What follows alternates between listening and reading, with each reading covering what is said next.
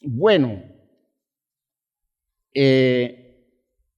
la forma como Dios habla es en los textos bíblicos, textos inspirados, es una forma típica de conciencia, ¿sí?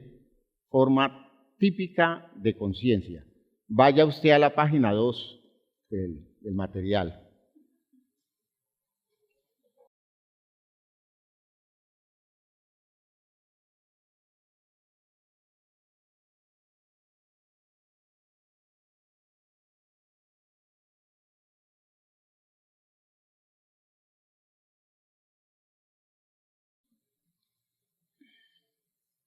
En la segunda columna, mostrando los textos que evidencian la trascendencia de la conciencia.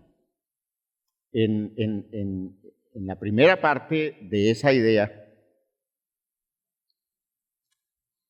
voy a leer lo que aquí escribimos porque nos va a servir de base para la reflexión de aquí en adelante. Dice, primera columna, después del título, Trascendencia de la conciencia.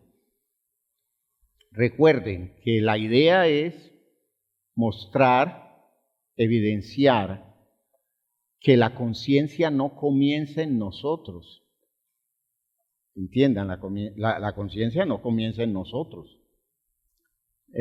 No es una elaboración mental suya. No son ideas que a usted se le ocurran. Puede ser que usted haga reflexiones, su cabeza le da para reflexionar, pero cuando opera la conciencia, a veces usando los elementos de su estructura mental, esa conciencia que está obrando, que está hablando, no nace en usted. Le llega, viene, y viene de más allá de usted. Eso es un principio que ustedes nunca deben olvidar. Y fíjense que esta mañana les decía que esa misma conclusión, que es conclusión cristiana, la sacó este psicólogo Víctor Frank, de formación judía, y que vivió la experiencia del campo de concentración como judío. Él desarrolló sus logoterapia a partir de claridades así. Y él no tiene dificultad para decir que hay una realidad de Dios que la gente desconoce. Y que a veces la misma religión desconoce, pero Dios es real. Y dice, la conciencia es una condición que viene de más allá de nosotros, es trascendente. Por tanto, usted no puede construir su propia conciencia, ni a usted se la construyen en este mundo. Eso es muy importante. Cuando a mí me dicen, es que yo acepto todo lo que las ideologías actuales están diciendo, y yo me siento bien con eso, la gente dice, mi conciencia está bien, mi conciencia no me redarguye. Y nosotros tendríamos que decirle, esa no es su conciencia. Esos son los argumentos de su razón, pero su razón no es su conciencia.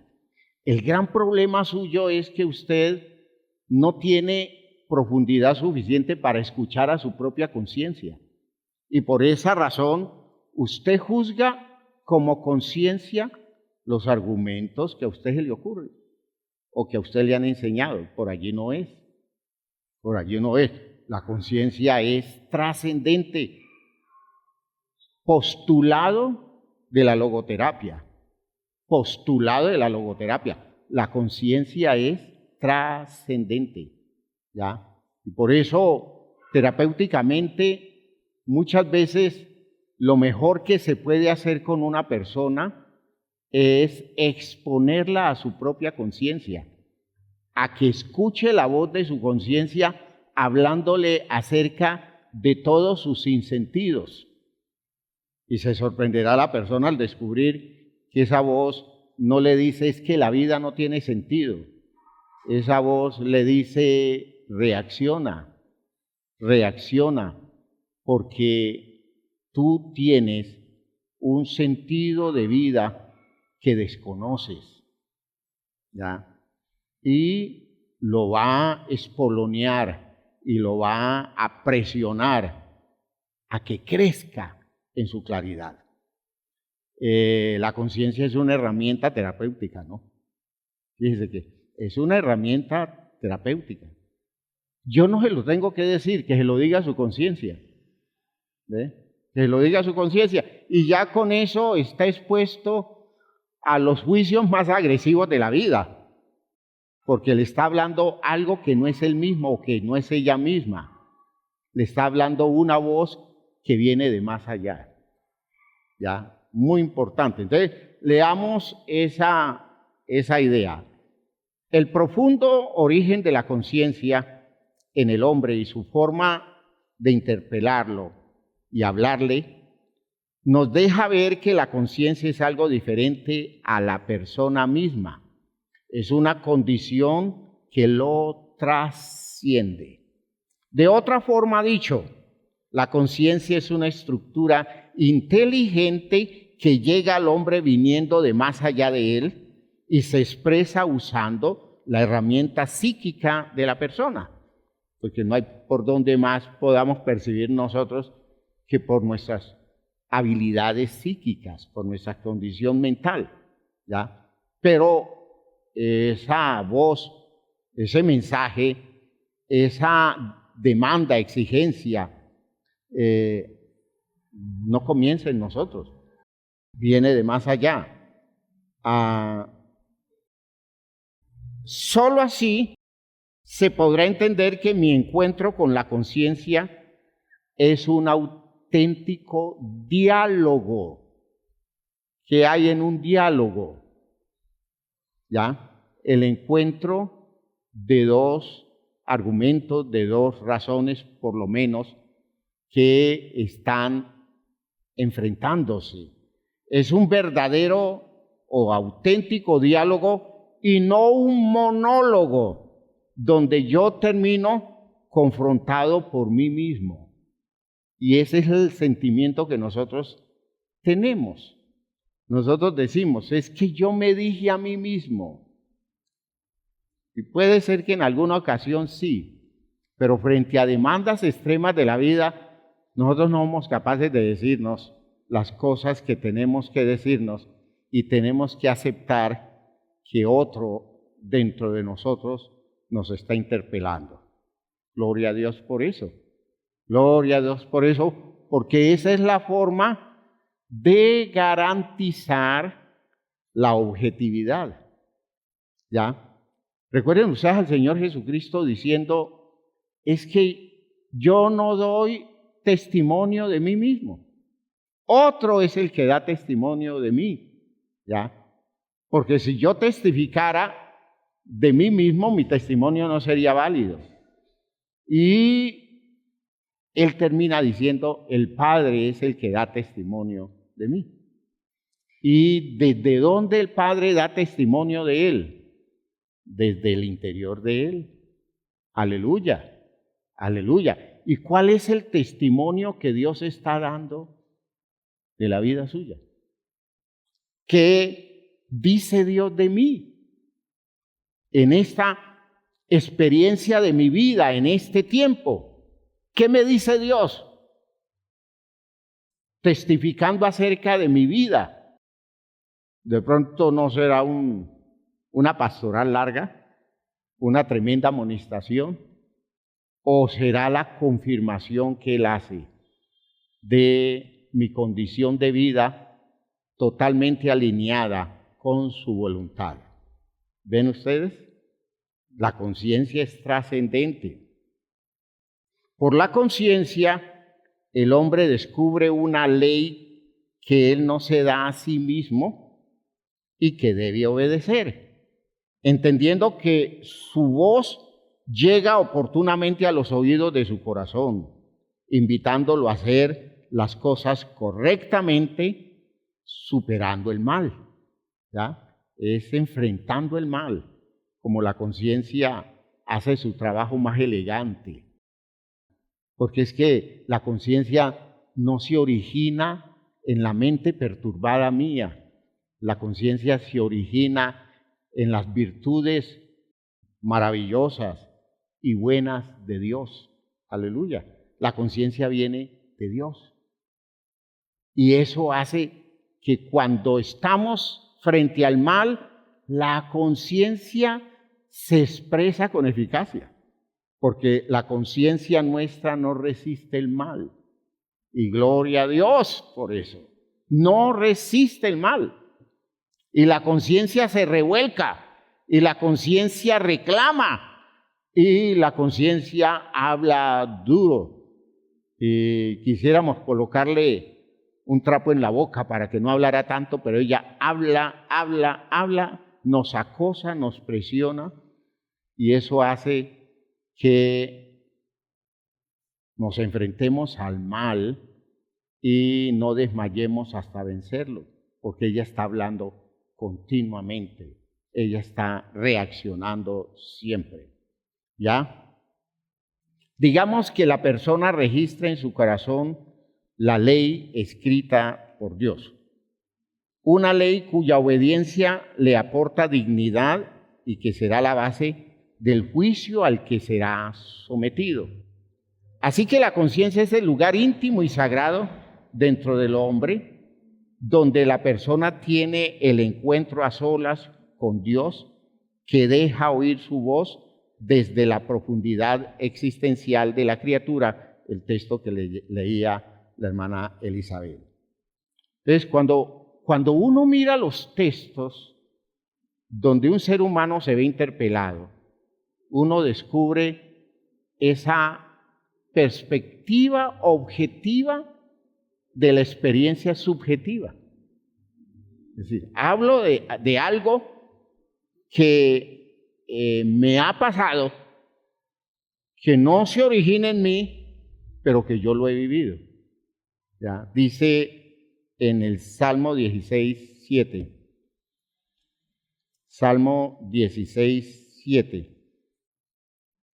En la Biblia Cantera Iglesias dice: bendeciré a Yahvé, que me ha dado consejo. Mi conciencia, aún de noches, me amonesta. Aún de noches es una expresión como diciendo, aún en las condiciones en las que yo estoy, digamos, casi que inconsciente por el sueño, todavía mi conciencia me aconseja. Dice el versículo 7 en Reina Valera: bendeciré a Jehová que me aconseja, aún en las noches me enseña mi conciencia. Es una realidad enorme la enseñanza de la conciencia en las horas en que nosotros no estamos conscientes. ¿Ya? Muchos de sus sueños son mensajes a la mente suya producidos por la conciencia.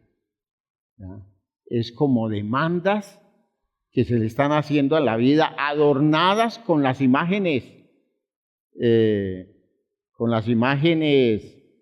propias de una elaboración simbólica. Todos los sueños suyos, todos los sueños suyos son simbólicos. No se atreva a interpretar un sueño literalmente, porque no hay manera de que allá en el inconsciente se exprese usando herramientas del consciente. ¿Ve? Las cosas, digamos así, desnudas como tales.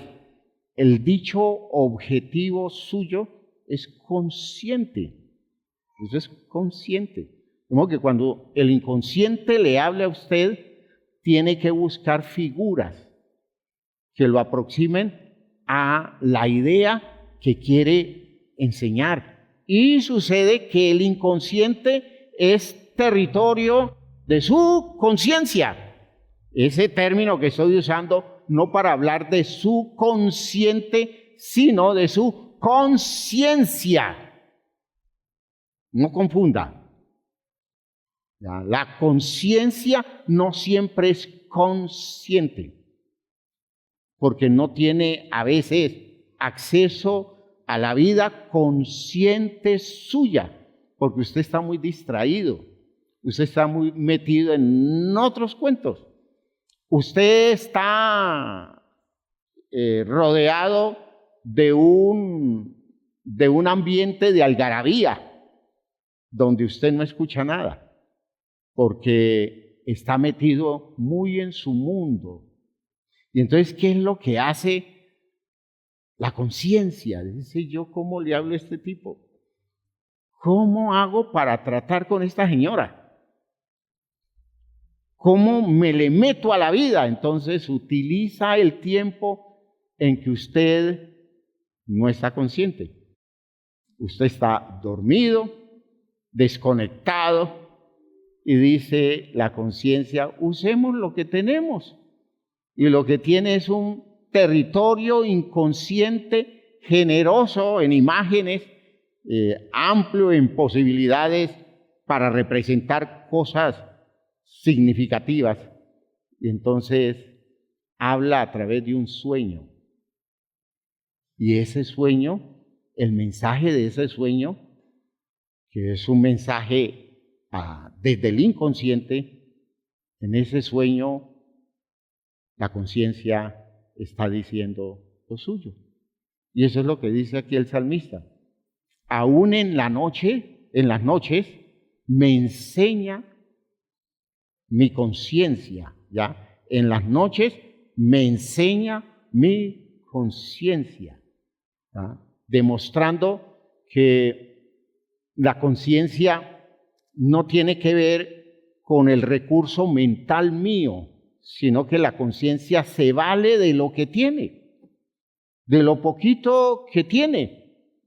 En muchas ocasiones, en la gracia de Dios, la conciencia elabora un mensaje a través de una experiencia que tiene que ver con su estado mental más profundo, pero no tan consciente. Y entonces no es raro que usted tenga una alucinación, no es raro que usted tenga una visión, ¿ya? Y la cosa de fondo es que no importa la herramienta que sea, mientras tenga que ver con usted y le hable a usted o usted se hable por medio de ella, hermanos, la conciencia la va a usar. Gloria a Dios, gloria a Dios. A veces es el manejo de recuerdos nuestros, recuerdos conforme a todos los sentidos, recuerdos olfativos, recuerdos que tenemos en imágenes, recuerdos que asociamos con ciertos lugares. Y desde ese territorio nos habla la conciencia. Y decimos nosotros, yo me acuerdo cuando yo vivía acá, me acuerdo de esa época, cómo he cambiado yo, cómo me he tirado para atrás espiritualmente. ¿Qué está hablando allí? La conciencia.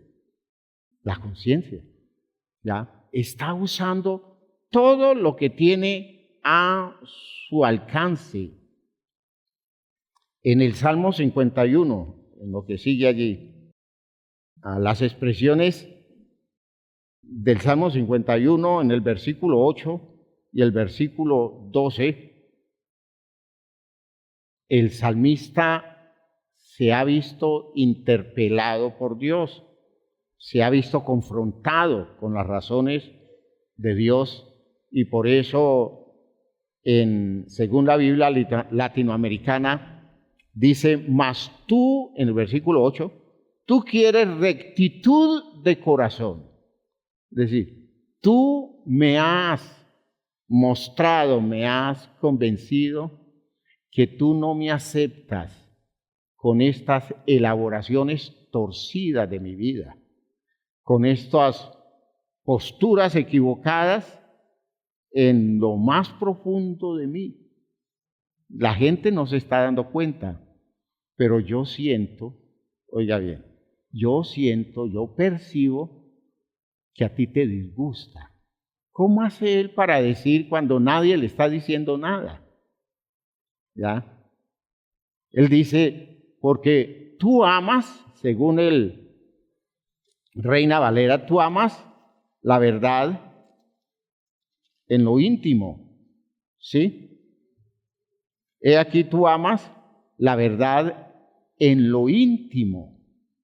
Es decir, tú no me aceptas en un engaño, aunque sea una cosa equivocada, que solo yo la conozca.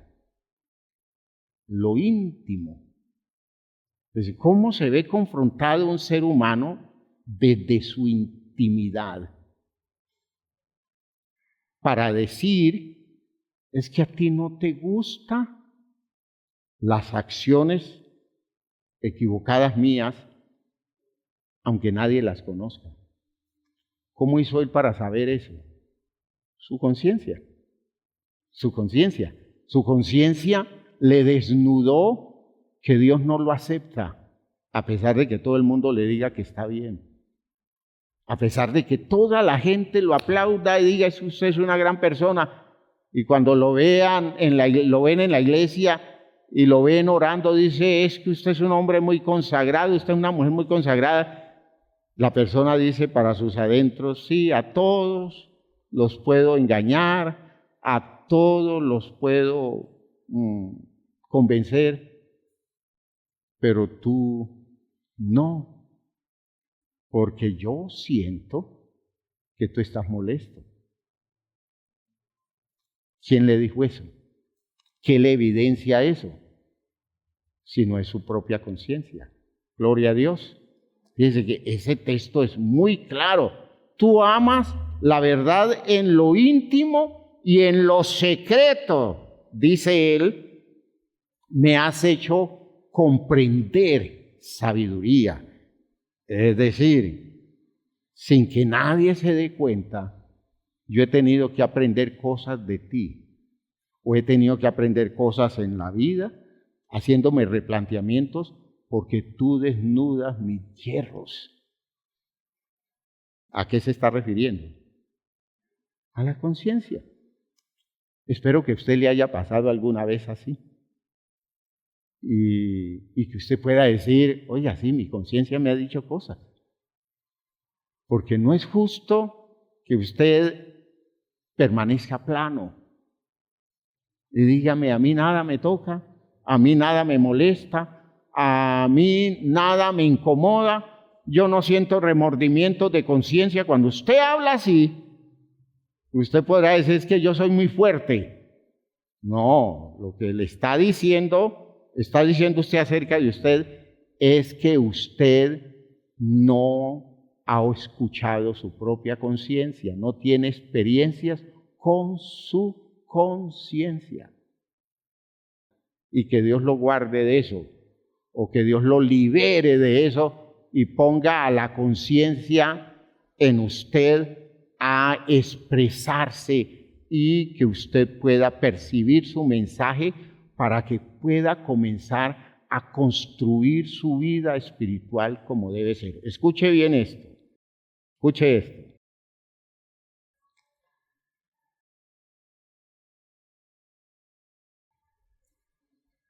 el mensaje de Dios que le llega por la palabra debe ser algo que usted acepte adentro.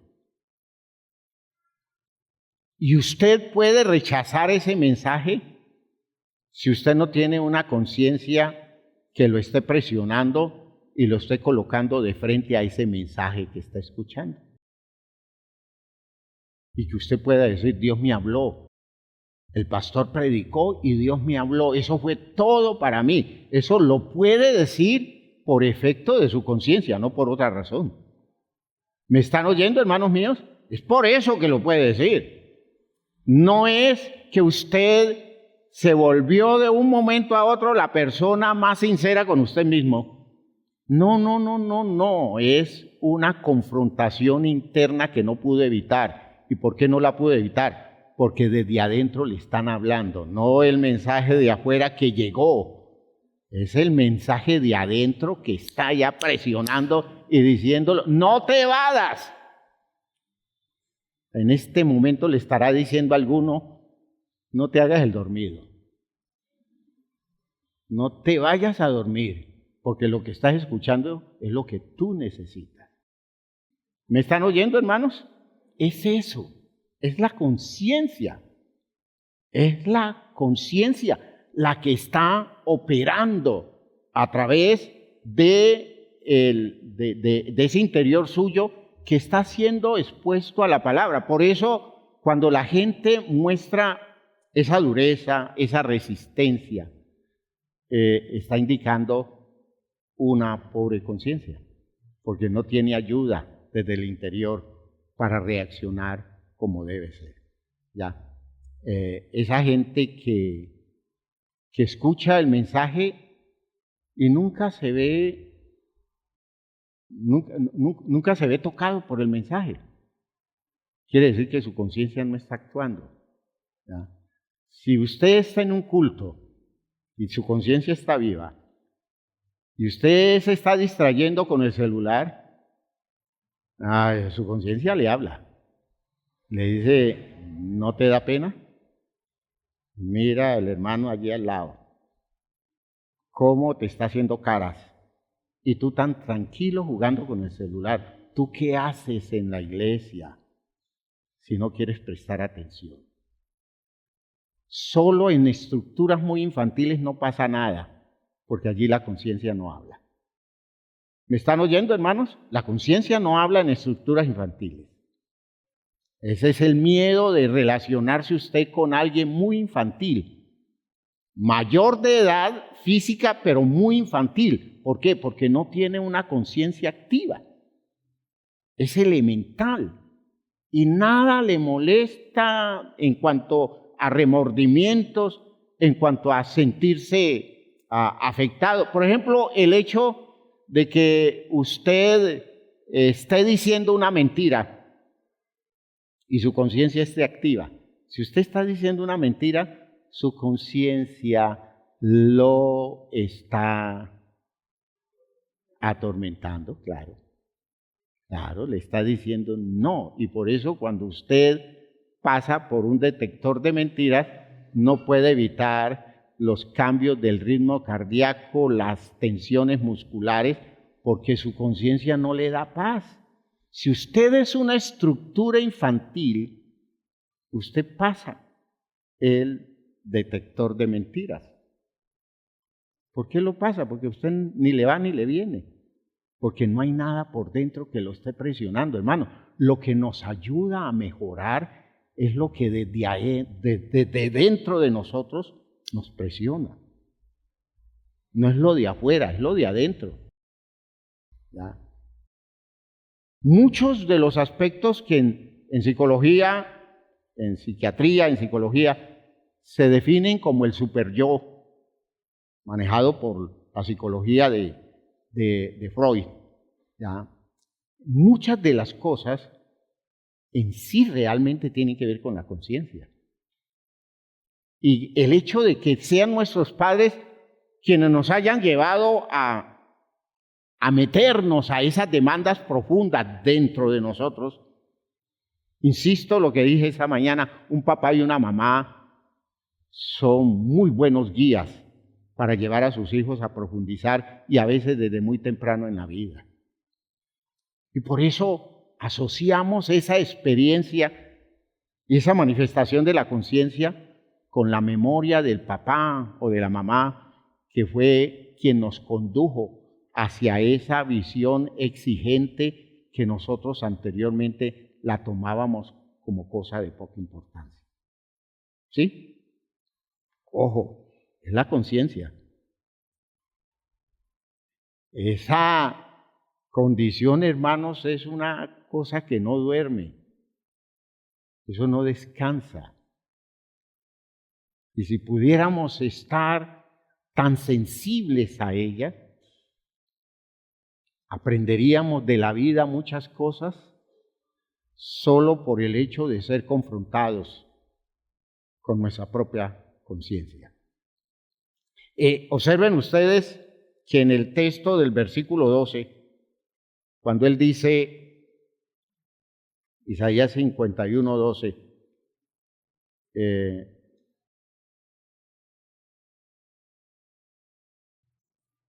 aquí en Reina Valera es el 10, dice, crea en mí, oh Dios, un corazón limpio y renueva un espíritu recto dentro de mí. Ya él descubre que todo lo que vivió antes, lo vivió porque no hubo quien le advirtiera. ¿Quién le advirtiera? No hubo quien desde adentro le dijera, ojo que eso no está bien. Eso no te corresponde a ti hacer eso. Estás actuando inmoralmente. No hubo nadie que le dijera eso a David el día que puso los ojos en la mujer del prójimo y todo lo que vino como consecuencia de eso. Hermanos, David no fue nunca confrontado por su propia conciencia, porque de hecho era difícil que en el pueblo hubiera alguien que se le pusiera de frente y le dijera, David, eso no se te ve bien a ti como rey, eso es inmoral. Nadie le va a decir eso. Se necesitó que Dios preparara un profeta especial a quien David respetara, porque el profeta Natán era muy respetado por David. Y fue Natán el que se las tuvo que ingeniar para llevar a David a descubrir la dimensión de su propio pecado, porque él no lo había visto. Hermano, David no fue malicioso en lo que hizo en términos, sí fue malicioso, entiéndanme, pero no fue una cosa que hizo con una disposición de malignidad, sino queriendo arreglar algo para dar una visión positiva, para que eso no se viera tan feo. El poder lo había degradado tanto, esa ascendencia que tenía, ese dominio, que él no se daba cuenta que era un criminal, que había hecho cosas horribles, cosas indebidas, ¿ya? Y solo mirando una situación en la que el profeta le muestra lo que pudiera estar sucediendo en su reino, buscando él ser justo como rey. Te presento un caso y David monta en cólera, dejando ver que las razones las tenía claras, pero no su conciencia suficientemente dispuesta para decirle las cosas que tenía que decirle. Él tenía claridad objetiva en el conocimiento de la ley, pero respecto a su propia vida, él no tenía nada que le pusiera límites desde su interior, demostrando eso, que conocer la ley, que manejar la información de la ley, que lo que hoy conozco en mucha gente que son teólogos, grandes teólogos, pero que no son creyentes. Ellos reconocen que no son creyentes, pero viven de eso y entonces manejan el argumento teológico. Hermanos míos, eso es posible porque no hay nada en el interior de esas personas que les diga, eso no es correcto, eso no es válido, eso es inmoral. Si David entonces descubre que no tiene que le haga, digamos, que le haga resistencia desde su interior, le está pidiendo a Dios, Señor, yo necesito recrear todo esto, es decir, necesito que se abra eficientemente en mí la manifestación de mi conciencia. Necesito que la conciencia actúe en mí. ¿Por qué? Porque veo que por falta de su voz yo me puedo perder. Cree en mí, oh Dios, un corazón puro, es decir, una habilidad para ver desde mi corazón, desde mi conciencia, ver las cosas como deben ser. Y renueva en mi interior un espíritu firme, es decir, conviérteme a mí en una persona capaz de reconocer que algo está malo y que tenga voluntad para enfrentarme a eso malo. ¿Sí? Fíjense ustedes, son oraciones muy claras, muy objetivas alrededor de un pecado. Bueno, son textos por el estilo. En el texto de Ezequiel 36, Ezequiel 36.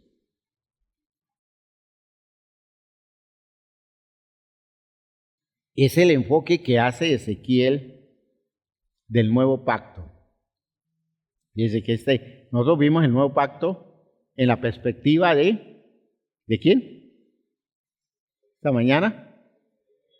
¿De quién? Jeremías, de Jeremías. El nuevo pacto según Jeremías, ¿dónde está? Jeremías, ¿qué? 31. ¿Y cuál es la base de ese nuevo pacto?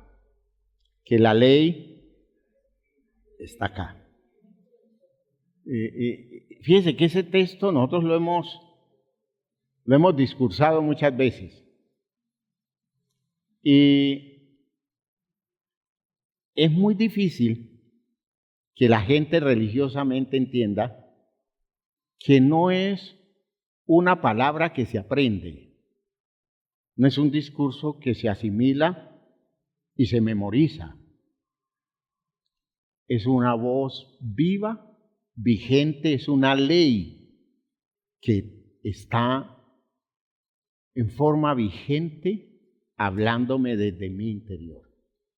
¿Qué es lo que le está diciendo Dios a Israel según Jeremías y según Ezequiel?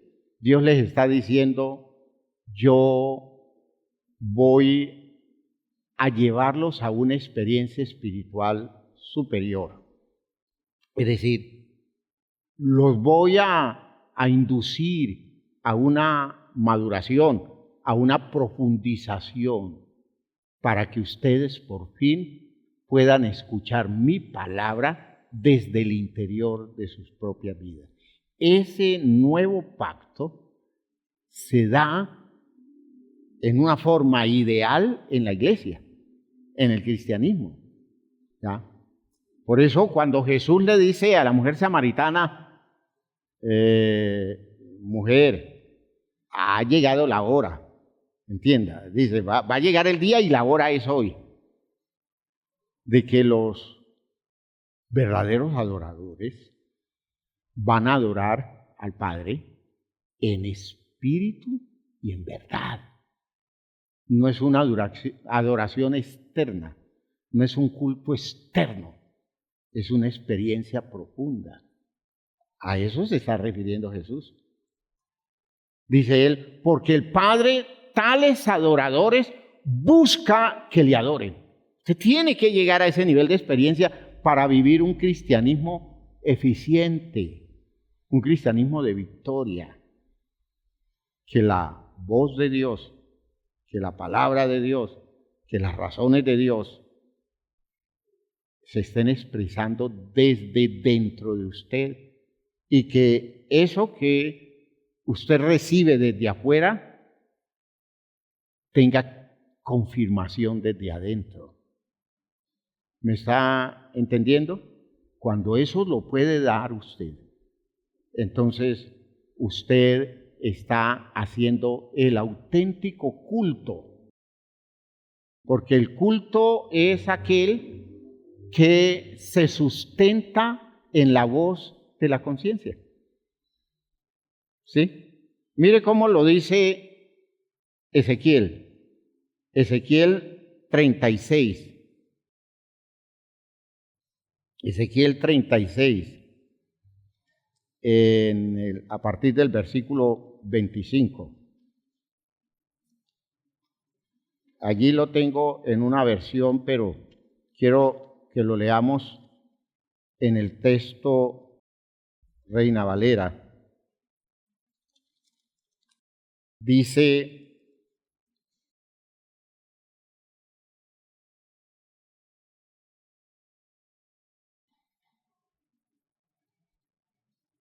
esparciré, versículo 25, esparciré sobre vosotros agua limpia, y seréis limpiados de todas vuestras inmundicias, y de todos vuestros ídolos os limpiaré. Esa saturación que produce el ambiente idolátrico del mundo. Eso es lo que se vive en el mundo todo el tiempo. Necesitamos ser limpiados. Y la eficacia de esa limpieza se obra con el poder de la palabra que fluye. Fíjese que ese es un efecto de su disposición devocional ante la palabra. La forma como usted se limpia es oyendo palabra de Dios. El agua limpia, el agua que limpia su cuerpo, limpia su mente, es el poder de la palabra de Dios, solo por el hecho de que usted esté recibiendo continuamente ese efecto, porque usted está expuesto a ella. La cosa es, compare el tiempo que usted le dedica a la palabra con el tiempo que usted dedica a escuchar toda la basura que hay allá afuera.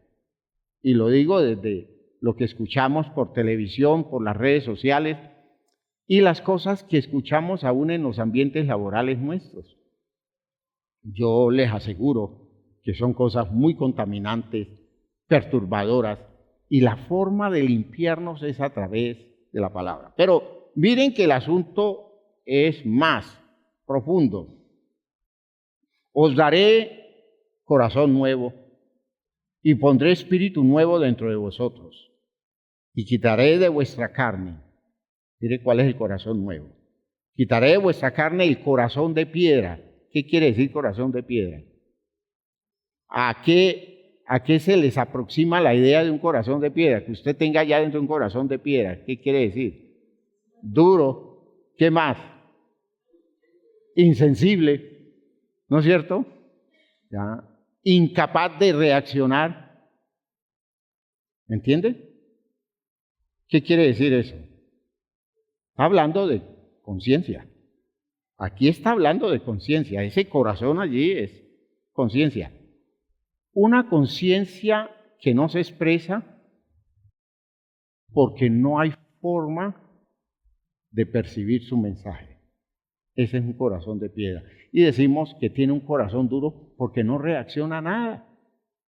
No importa cómo le digan las cosas, no importa que se lo diga su santa madre con lágrimas, esa persona no va a reaccionar, y no reacciona porque no hay por dentro algo que lo ajuste al cordel, algo que le reclame desde el interior de él. Desde afuera todo lo desprecia, todo lo que venga de afuera no sirve para nada si por dentro no está la confirmación. ¿Me están oyendo lo que estoy diciendo? Es que eso es lo grave de nosotros. Nosotros creemos que es diciéndole a la gente las cosas y no llevando a las personas a una actitud de experiencia más profunda en su propia vida. Y nosotros tenemos que recrear aún nuestro evangelismo, porque es el tiempo que comencemos a entender cómo Dios quiere que profundicemos en la vida de la gente, Cuando Él dice, yo les voy a quitar ese corazón de piedra y les daré un corazón de carne, ¿a qué apunta un corazón de carne? ¿A que va a ser un hombre carnal? Que va a ser una persona sensible. Es decir, va a tener una conciencia activa. Esa es la diferencia. No es un trasplante de corazón que Dios va a hacer literalmente. Hermanos, es una profundización de la vida. Gloria a Dios. ¿Entienden? Es una profundización de la vida. Usted vivía aquí en la superficie. Ahora Dios presiona de tal manera que usted llega a un nivel más profundo. Y cuando llega allá, comienza a escuchar eso que lo sensibiliza, que es la voz de Dios desde el interior suyo. Su conciencia. Gloria a Dios. ¿Ve? Ese es el nuevo pacto. ¿Ya? Y por eso dice en el texto, y pondré dentro de vosotros mi espíritu, es decir, mi enfoque de la vida, mi manera de entender las cosas, mis razones, mis criterios. A eso se refiere con espíritu. Pondré dentro de vosotros mi espíritu y haré que andéis en mis estatutos y guardéis mis preceptos y los pongáis por obra. ¿Por presión de dónde? ¿Desde dónde? Desde el interior nuestro. ¿Ha quedado clara la idea? ¿Sí se habla de la conciencia? Claro que sí. Y si usted examina los textos del Nuevo Testamento, esos textos, hay otros textos allí del Antiguo Testamento que los podemos analizar después. Pero los textos del Nuevo Testamento también hablan de la misma cosa. De modo que, hermanos míos, tengan la plena seguridad de que la única forma de disponer nuestra vida en el presupuesto de Dios es profundizando lo suficiente para que nuestra conciencia sea escuchada, para que tenga voz dentro de nosotros, porque cuando eso se da, necesariamente eso me va a poner a mí en incomodidad en lo mínimo, no me voy a sentir lo mismo, de modo que si desde afuera me dicen algo que lo refuerza el interior mío, hermano, yo estoy perdido. O cedo o vivo unas condiciones muy amargas, muy frustrantes, muy dolorosas, porque el interior nunca va a acomodarse a los intereses míos. ¿Ya? El interior, es decir, mi conciencia, siempre va a defender las razones de Dios. ¿Ha quedado claro? Muy bien, muy bien. Tomémonos un descanso. Una persona que ha gozado de una conciencia saludable en su desarrollo, puede llegar el momento en que se encuentre impedida de escuchar su voz. Como cuando usted le dio el coronavirus y descubrió que el olfato no le servía y descubrió que el gusto no le servía. Eso es escandaloso. Eso es escandaloso. Es una cosa como si el revolcón de la situación estuviera llevando la vida a un completo sinsentido. La gente tiene que sobreponer, entendiendo que eso es pasajero. ¿No? La pérdida de sensibilidad para la conciencia es una experiencia espiritual terrible. Es una condición a la que se llega cuando comienzan a darse sus manifestaciones, es un estado de incertidumbre, de duda permanente. Cuando no es una condición que por su manera progresiva de irse dando, la gente no termina percibiendo que ya la voz de Dios no se escucha y que por tanto, por ejemplo, estando en la iglesia, no importa a lo claro del mensaje, lo directo del mensaje, digamos, la forma como la persona lo entiende, como un mensaje que le está llegando a la situación de su propia vida, esa persona no tiene reacción. No tiene reacción. Dice, está bonito, claro, eso tiene sentido, pero no hay algo que en el interior a la persona le esté diciendo, hay una demanda que se te está colocando y que exige de ti una postura, porque yo veo en ti esto. Es decir, la ausencia de la voz de la conciencia produce un endurecimiento enorme en la persona frente a la palabra que escucha. Y uno ve que ese es el efecto en muchas vidas descuidadas después de una buena cantidad de años de vida cristiana. ¿Sí? Ese tiempo en el que la persona comenzó a darle espacios al pecado, ¿ya? A permitirse libertades en la estructuración de su condición moral, fue poco a poco superficializando su vida. Es que eso es lo más escandaloso.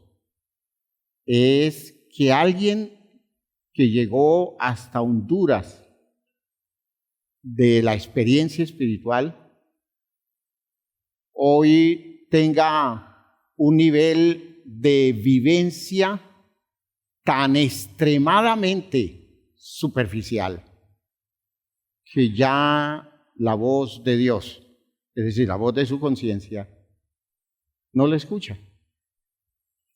Y uno ve que esas personas siguen en la iglesia, viven en la iglesia, y manejan la religión bien, y manejan los argumentos de la religión bien. Y no me extraña que alguien, estoy insistiendo en esa idea, que alguien sea un predicador, que alguien enseñe algo en la iglesia usando todos los recursos de conocimiento por lo adquirido a lo largo de los años, se vuelve una persona intelectualmente con capacidad para responder a un púlpito, ¿ya? Hermanos, pero nada lo toca, nada lo mueve, nada hay que en este proceso lo toque, lo despierte, lo motive, ¿ya? Lo ponga en expectativas de un cambio, de la necesidad de un cambio, porque no tiene presión interior. Recuerden eso, si la presión es externa, solo externa, y no hay presión interior por la conciencia, no pasa nada. No pasa nada. ¿Ya? Y puede ser que racionalmente las cosas se entiendan muy bien. Puede ser. Puede ser que intelectualmente hasta discurse, hasta elabore ideas, hasta entienda argumentos que tengan valor teológico. Puede ser. Pero no pasa nada. La persona se va diluyendo día a día, la persona se va perdiendo poco a poco en un proceso que no va a ningún lugar desde el punto de vista espiritual. ¿Todo por qué? Porque se descuidó y permitió que el pecado tomara mucho territorio, de modo que se fueron cerrando puertas interiores, ¿no? Eso se va dando así. Es decir, si usted comienza a meterse en una vida de pecado, una vida de moralidad inadecuada, las puertas interiores que se abrieron se van cerrando, porque no hay derecho a acceder a ese territorio, no hay cómo sostenerse allá. Entonces usted tiene que ir saliendo, hasta que quede en la superficie viviendo donde vive el común, después de haber disfrutado enormes experiencias con Dios, dones de Dios, hermanos, después de haber disfrutado dones de Dios, ministerios de Dios, cosas extraordinarias que Dios hizo a través de su vida por su sensibilidad. Usted todo eso se le va perdiendo y eso queda como anécdota de su vida, queda como una cosa que queda en el registro de su historia, pero de eso no queda nada en relación con su disposición espiritual. ¿Cuánta gente hay así hoy en la iglesia, hermanos? Por toneladas, por toneladas. En el medio cristiano, hablo en general en el medio cristiano, por toneladas. Gente que vive de su nombre, vive de su fama de tiempo atrás. Gente que vive de su información religiosa, pero que de Dios ya, es decir, de parte de Dios por la vida de él no pasa nada. ¿Por qué? Porque no hay conciencia que se escuche. La Biblia hace referencia a eso en algunos textos. En 1 Timoteo, en el capítulo 4, 1 Timoteo 4, el apóstol Pablo habla de ciertas personas que se manifestarán en los postreros tiempos, según Pablo. Dice, capítulo 4 de 1 Timoteo. Pero el Espíritu dice claramente que en los postreros tiempos algunos apostatarán de la fe, escuchando a espíritus engañadores y a doctrinas de demonios. Fíjense que doctrinas de demonios y espíritus engañadores no son ni espíritus ni demonios, son personas humanas, ¿no? Son formas de darles un calificativo, ¿no? Doctrinas, dice, escuchando espíritus engañadores, personas que manejan argumentos mentirosos y doctrinas de demonios, es decir, a posturas de vida frente al pensamiento bíblico que conducen a las personas a, digamos, a estropearse su vida por su forma de vivir. Es que las doctrinas son formas de vivir que se asimilan. Es una doctrina, no es un concepto, es una manera de vivir, ¿ya? El concepto no es la doctrina, sino lo que el concepto aporta para la vida y la forma como la gente asimila eso. Puede ser un concepto que tiene que ver con un texto bíblico, pero la doctrina que usan es tan equivocada que termina siendo una doctrina suicida u homicida, quitándole la vida a la gente a través de principios mal interpretados a la luz de las Escrituras. Es decir, cogen la Escritura y no tienen cómo interpretarla bien. Esas son doctrinas de demonio. Y uno lo ve religiosamente, uno lo puede ver religiosamente. Cuando una persona expresa la fuerza de sus pasiones desde el púlpito, y desde el púlpito elabora argumentos que hacen de su condición moral, espiritual, una cosa aceptable, porque así los enseña, así educa al pueblo a que entienda eso como válido. Y conozco muchos casos donde personas que van a mi consulta me dicen, es que en mi iglesia se ha dicho esto, eso, y yo les digo, ojo, ojo que eso se dice para esto. Están tratando de ablandar el ambiente, de abrir puertas para producir este efecto. Ojo, si puede salir de allí corriendo, salga corriendo, porque es demoníaco lo que se está dando allá. Y están usando la Biblia. Están usando la Biblia. ¿Ya? Hay planteamientos de posturas, digamos, de prácticas sociales de vida en donde uno dice, Dios mío, ¿dónde está Dios allí? ¿Qué sensibilidad mínima tiene esta persona para coger ese texto, trastornarlo tanto y hacer que la gente acepte esto como una cosa de Dios? Eso es doctrina de demonio. ¿De dónde viene eso? Dice el texto, por la hipocresía de mentirosos que teniendo cauterizada la conciencia, prohibirán casarse. Miren ustedes, una prohibición de matrimonio en una vida social, donde los seres humanos se encuentran, terminan asimilándose afectivamente y el matrimonio es una cosa lógica. Que en una comunidad cristiana le digan a una persona no se case, es una cosa terrible, es un ataque al derecho espiritual de la persona.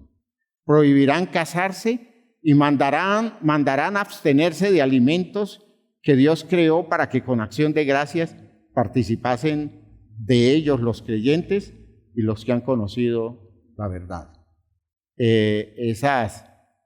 Esas iglesias basadas en dietas, hay muchas. De hecho, hay algunas que usan dietas con seriedad. Por ejemplo, yo aprecio lo que hacen los adventistas. Esas son cosas que las manejan con seriedad. Pero hay otras estructuras en donde la dieta es doctrina. Es una cosa de vida o muerte. Es una cosa importantísima y reducen todo a ese manejo. ¿Ya? Entonces, miren que para que alguien produzca una enseñanza de esa y no ciertos remordimientos de conciencia, es que no tiene conciencia. La conciencia no está hablando. ¿Ya? Uno predicando, uno escucha la voz de Dios que le está diciendo, por allí no es, y entonces uno queda inquieto.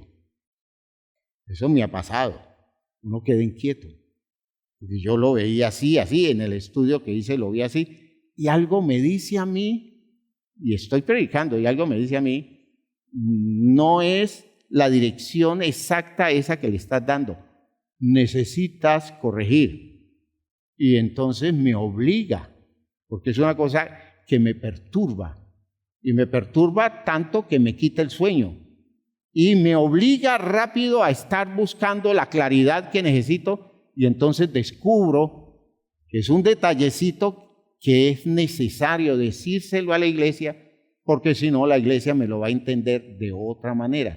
Y no me lo dijo nadie allá, me lo dijo Dios acá. ¿Me están entendiendo?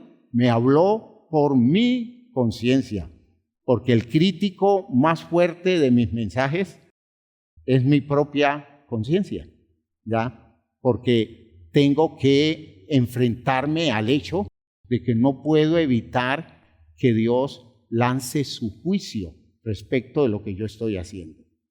Si esa voz no se escucha, yo saldré con las diabluras que a mí se me ocurran. Y todo el mundo las verá como válidas, porque sabré presentarlas, porque no hay nada dentro de mí que me diga por allí, no hagas eso, no digas eso, no manejes semejante bestialidad. No, yo me siento bien. Indica que mi conciencia hace mucho tiempo se estropeó, hace mucho tiempo se dañó. Y estoy viviendo tranquilo en el fuero religioso sin una conciencia activa, hermanos. Y eso es monstruoso. Entonces tenemos que decir que no es, en el caso de la conciencia cauterizada, no es que la conciencia esté cauterizada, porque la conciencia nadie la cauteriza. Espero que esta idea en este ayuno les quede claro. No es, como dice en el otro texto, la corrupción de la conciencia, en el texto de Tito 1:15. Fíjense que Tito 1:15 es agresivo, hablando de la gente que tiene problemas a nivel de conciencia y por eso todas las cosas las ve impuras. Fíjense que eso también tiene que ver con la conciencia. El extremo celoso, fanático, enfermo. ¿Sí? El otro extremo, ¿no?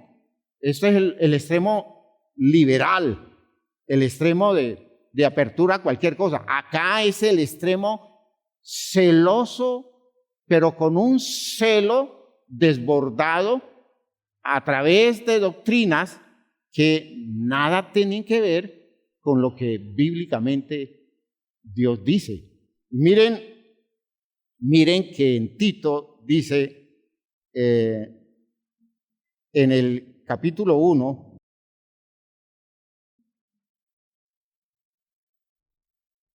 está hablándole a Tito, el apóstol Pablo, acerca de la iglesia en Creta,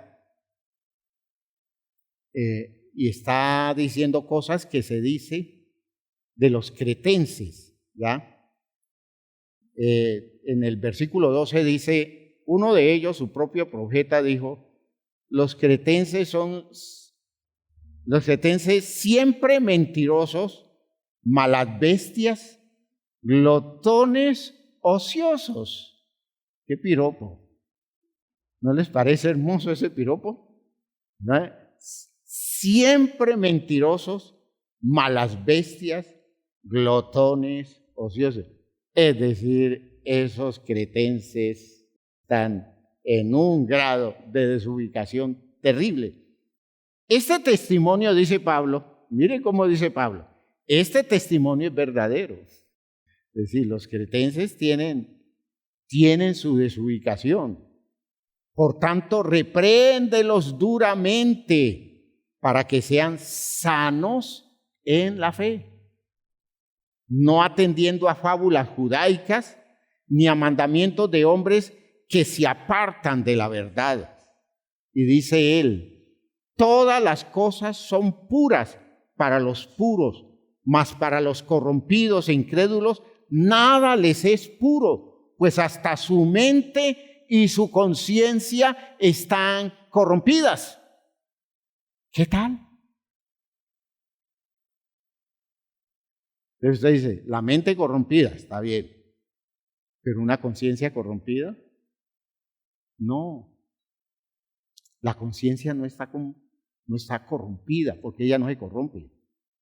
Lo que se corrompe es la capacidad del hombre para escuchar su voz como ella debe decir las cosas. Es decir, la corrupción está en la mente que no acepta el mensaje de la conciencia, sino que propone un mensaje alternativo, en donde no es Dios quien habla, sino el propio razonamiento de la misma persona, el propio razonamiento de la persona. ¿Sí? Entonces, eso lo toman como conciencia, no es conciencia. Porque si escuchara la conciencia, nunca la conciencia asume posturas de corrupción. Nunca la conciencia se cauteriza. Lo que se cauteriza es la mente nuestra para percibir el mensaje. Lo cierto es que sí se pierde eficacia en la obra de la conciencia y por eso podemos decir en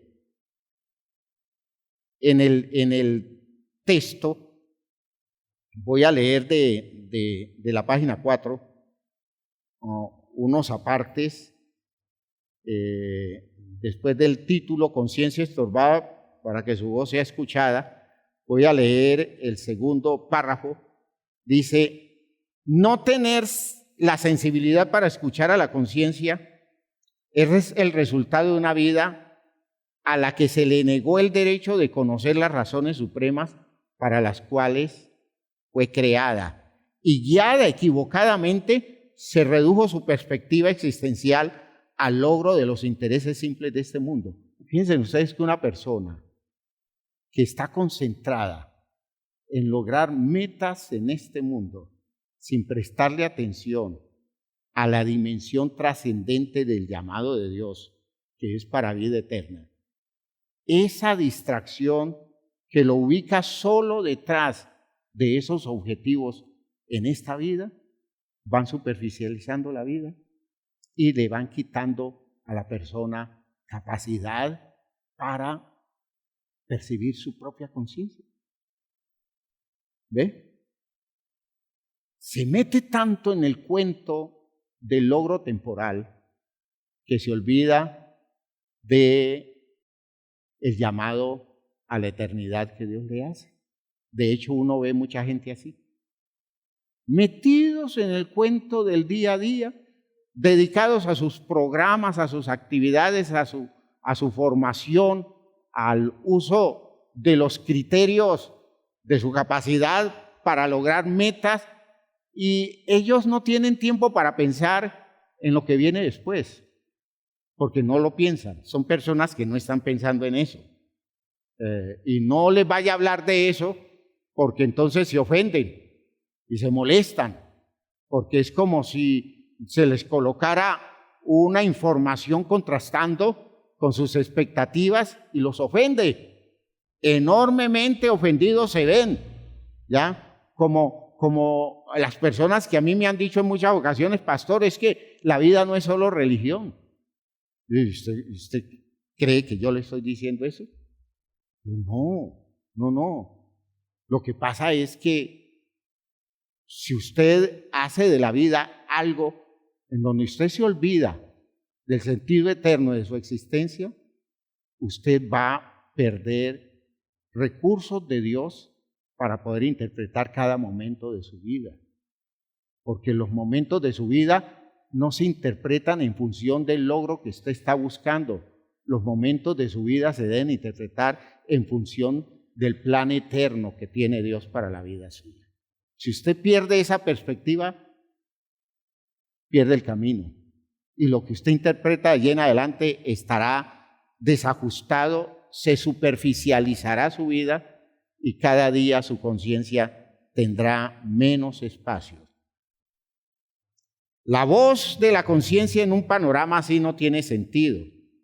Es un reclamo extraño y sus valores y criterios desentonan con los valores y criterios de este sistema reducido, desconectado del programa eterno de Dios. Y por eso cito el texto de la primera carta de Juan en el capítulo 2, el versículo 15, donde Juan dice, no améis al mundo, ni las cosas que están en el mundo, porque es que el que ama al mundo, ¿ya?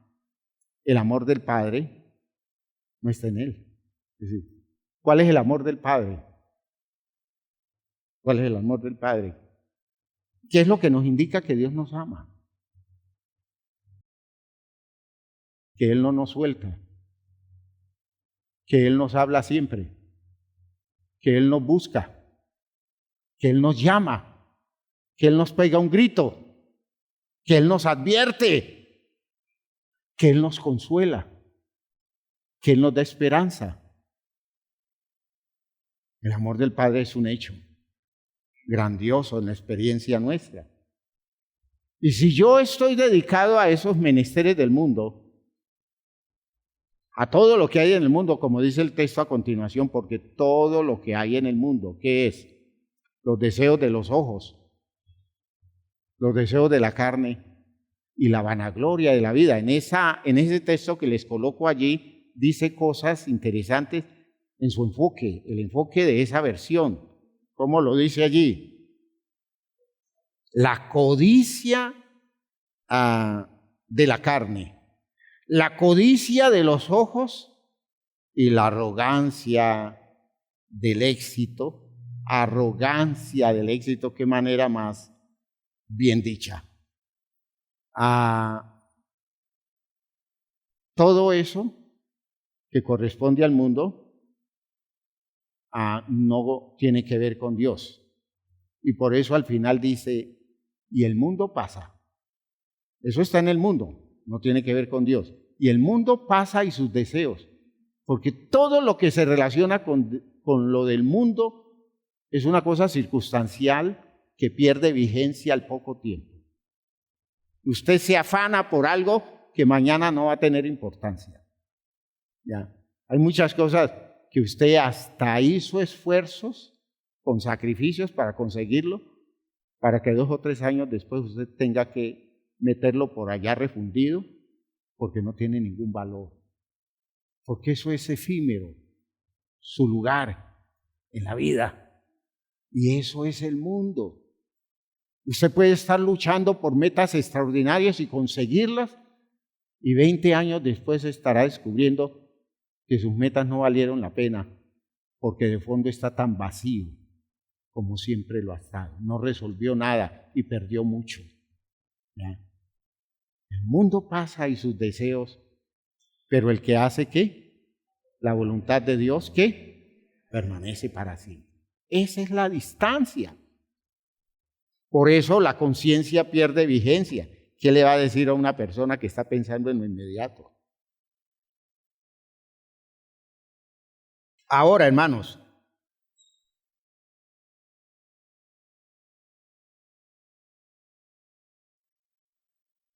siempre tengan presente la tragedia que representa no escuchar la voz de Dios.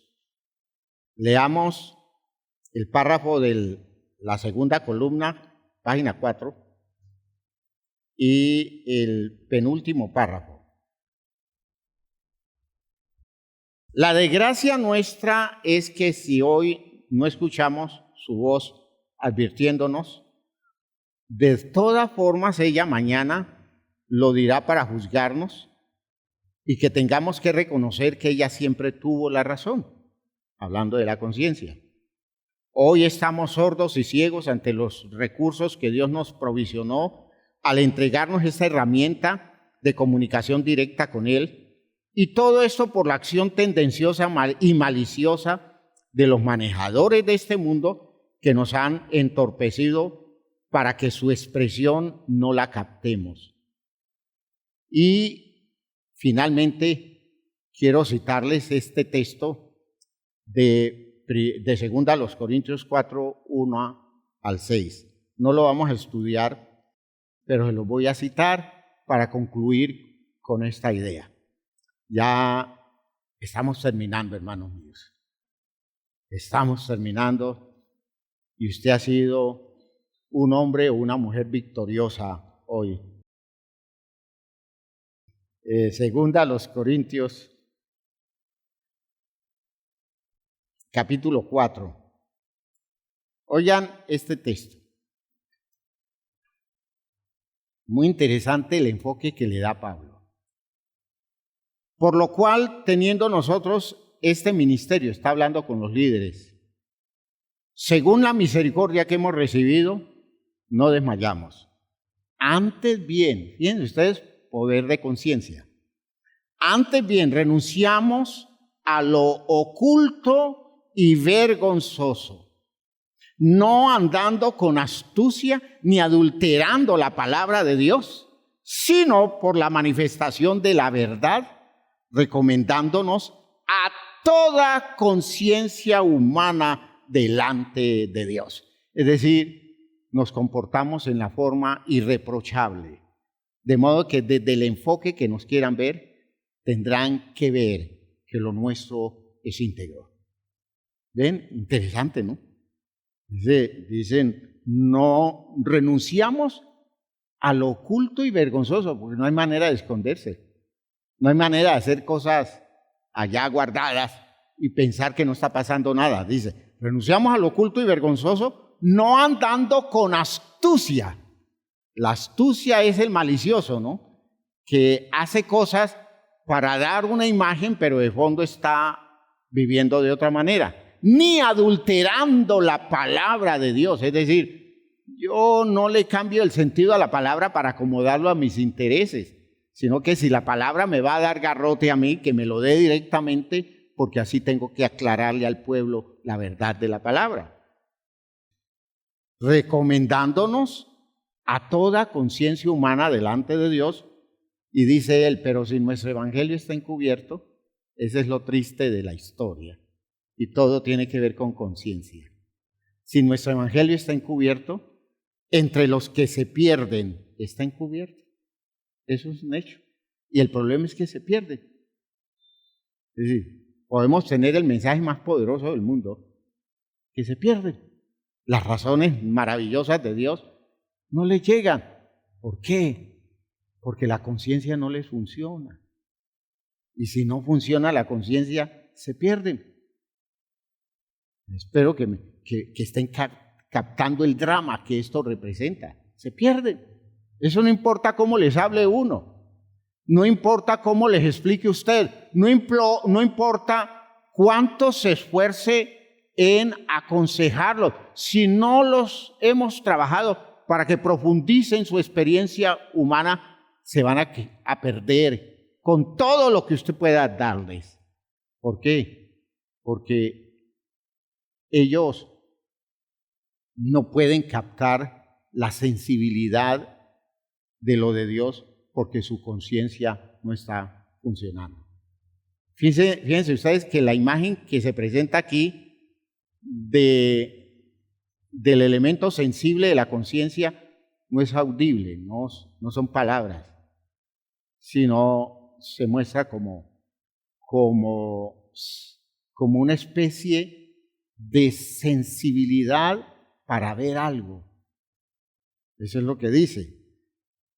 Pero si nuestro evangelio está aún encubierto, entre los que se pierde está encubierto, en los cuales el Dios de este siglo cegó el entendimiento. Miren, cerró la capacidad de ojos para ver las cosas que ellos tenían que entender. Cegó el entendimiento de los incrédulos para que no les resplandezca la luz del evangelio de la gloria de Cristo, el cual es la imagen de Dios.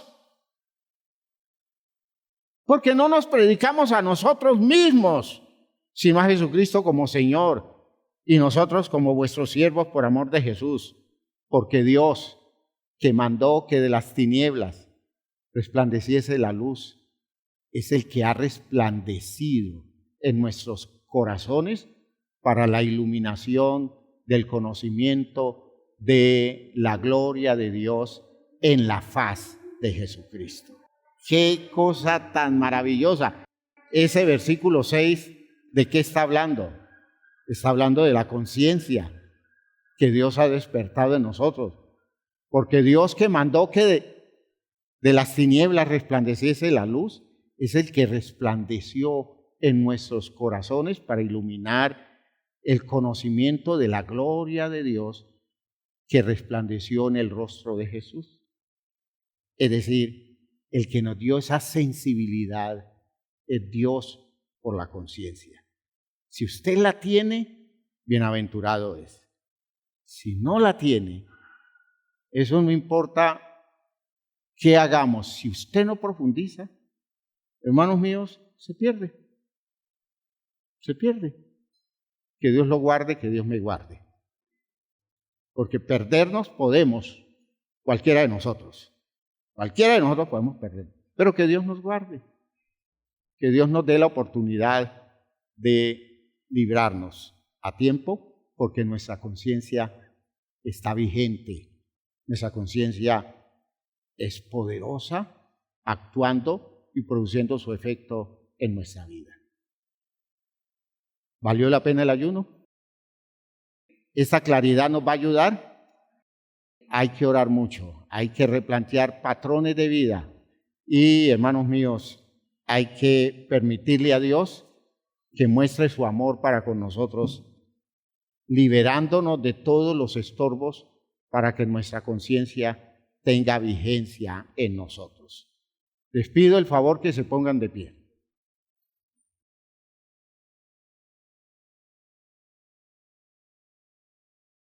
Gracias a Dios que su amor es real. Ahora que usted ha entendido esto, usted se tendrá que preguntar por tantas cosas que han pasado en su vida. Y cosas salvadoras, aún en épocas en que usted no era cristiano, o no estaba tan bien ubicado en el cristianismo. ¿Cuántas veces esa voz interior lo detuvo? Usted iba rumbo a un objetivo que le iba a desgraciar la vida, pero esa voz le habló. Pudo escuchar hasta la voz de su mamá o la voz de su papá. Fue como si su papá le hubiera pegado un grito y usted se hubiera despertado y hubiera abierto los ojos y dice: ¿yo para dónde voy? ¿Yo para dónde voy? Y usted podrá decir, porque su papá ya se había muerto, entonces usted podrá decirle a sus familiares: mi papá me cuida. Mi papá me está cuidando, porque mire, yo estaba a punto de cometer una cosa fea y yo lo oí aquí. Es que nadie puede decir que eso es mentira porque yo lo viví. Oí la voz de mi papá que me dijo: ¿qué va a hacer? Y como siempre me decía él: bestia, ¿qué va a hacer? Y ese bestia es piropo. Escuchado de un papá muerto que advierte de un peligro. Sucede que esa voz no es el papá. Está usando el recurso de sus recuerdos, de sus memorias. Esa voz es la voz de Dios. Es la voz de su conciencia. Aleluya. Dios lo está cuidando hace mucho tiempo. Dios lo está cuidando hace mucho tiempo. ¿Ya? Dios lo está trabajando a usted hace mucho tiempo. Yo me acuerdo cuando le pedí a las ánimas del purgatorio. Yo le pedí a las ánimas del purgatorio y yo no les tenía miedo, que yo creía en ellas. Y les pedía que me despertaran tipo 3:30 de la mañana para levantarme a estudiar, porque era mi hora predilecta. Y yo recuerdo que muchas veces escuché esa voz que me decía, la voz de alguien, a veces voz de hombre, a veces voz de mujer, que me decía: Jorge, Jorge, y es hora, Jorge, y me despertaba. Hermanos, el uso que Dios le da a la conciencia. El uso que Dios le da a la conciencia. Yo decía que eran las ánimas del purgatorio y hasta pensaba que era de pronto mi abuelo muerto el que me estaba llamando, pero ni mi abuelo ni mi abuela, era Dios. Es como tener quien me advierta de cosas que para mí son importantes y son válidas, como me advierta de cosas que para mí son importantes y no son válidas. Y me deje ver todo tan claro, tan audible, que me haga reaccionar, que me ponga en acción, que me comprometa de tal manera que yo diga: oiga, he estado equivocado, he estado actuando mal. Esto que me llegó así abrupto, violento, me sacudió. pero me dijo cosas muy, muy saludables, que necesitaba que alguien me las dijera. Solo el amor de Dios hace eso. Usted tiene ese instrumento dentro de usted. No hay cirugía que se lo saque. No hay manera que usted lo silencie. Dispóngase a escucharlo. Y le aseguro que la construcción que eso le dará a usted no será comparada con nada de este mundo. Démosle a Dios gracias por esto que nos ha dado y pidámosle a Él que nos ayude a profundizar en nuestra experiencia. Padre eterno, gracias por esto que nos concedes, Señor. Esta claridad que nos despiertas, esta visión de las cosas que nos lleva a entender la vida de otra manera, a ubicarnos con un sentido de responsabilidad ante las situaciones de la vida, con otro criterio, Señor, con otras posibilidades, con la visión de alguien que está entendiendo la obra tuya de una forma más profunda. Ayúdanos, Dios mío, porque tu conciencia, la conciencia que nos has dado, es poderosa. Ayúdanos a no perder su eficacia. Ayúdanos a vivir bajo el estímulo de ella. Ayúdanos, Señor, a construirnos a la voz de sus razones y al tenor de sus criterios, Señor, que nosotros podamos ubicarnos de tal manera que cada día nos acerquemos más al ideal de tu propósito, a tu llamamiento, a lo que has propuesto mediante tu voluntad. Sálvanos entonces de estas cosas que pueden crear en nosotros actitudes descomprometidas y ese tipo de relajamiento en el campo religioso, porque hace falta profundidad espiritual. Danos esa sensibilidad para trabajar todo esto y cambiar las condiciones de la vida nuestra. Gracias te damos, Señor, por la protección que le has dado a la iglesia en este ayuno, por tu cuidado, por tu respaldo a la vida de todos mis hermanos, por tu manera especial de dirigirlos, Señor, y de despertarles sensibilidades nuevas a la luz de la palabra que han recibido. Gracias, Señor, porque les has dado fortaleza para estar de pie. Y gracias, Señor, porque los has tocado para llevarlos a una profundidad mayor. En el nombre de Jesús el Señor. Amén, amén, amén. Hermanos, Dios les bendiga a todos y feliz hamburguesa. Salúdense, por favor, salúdense.